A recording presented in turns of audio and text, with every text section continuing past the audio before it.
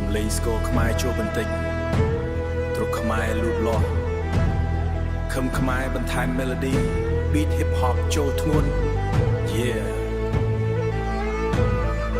ខ្មែរ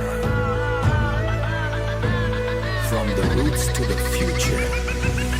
យើងកើតលើដីមាសស្រឡាញ់ជាតិមិនខ្លាចប្រវត្តិសាស្ត្រយូរអង្វែងចូលតាំងពីបុរាណរីឈាមខ្មែរនៅក្នុងចិត្តមិនដែលបោះបង់រួបរวมគ្នាខ្លាំងកុំឲ្យសាត្រូវមកបំបងសំឡេងស្គរលឺឡើងដូចបេះដូងកំពុងវាទ្រុកខ្មែរឆ្លងអារម្មណ៍ឲ្យខ្មែរទាំងអស់ភ្ញាក់ផ្អើលឡើងស្ទីកំខ្មែរលេង melody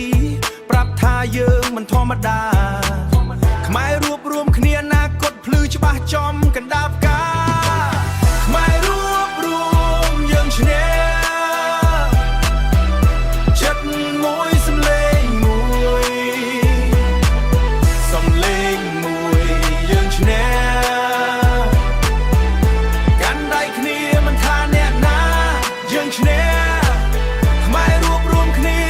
ជាជំនះសម្រាប់ជាតិយើងមិនថាជំនាន់ថ្មីឬជំនាន់ចាស់គោលដៅដូចគ្នាស្ថាបនាជាតិឲ្យខ្ពស់ជាងមុនស្រាប់កុំបែកបាក់ពាក្យអវិជ្ជមានទុកក្រោយយើងត្រូវឈរជើងរឹងដូចអង្គរដែលរំខានដោយខ្យល់ខ្លាំងពីទីក្រុងដល់ជនបទសំឡេងយើងតែមួយ Hip Hop ជាមួយភ្លេងខ្មែរបង្ហាញថាយើងមិនស្ទាក់ស្ទើរអតីតកាលជាមេរៀនអនាគតនៅក្នុងដៃបើរួបរวมគ្នាគ្មានការប្រកួតនៅថ្ងៃខាងមុខថ្មី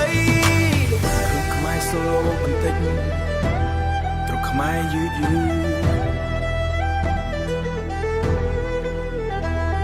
កុំភ្លេចរើសគល់កុំភ្លេចអត្តសញ្ញាណយើងខ្មែរមួយគត់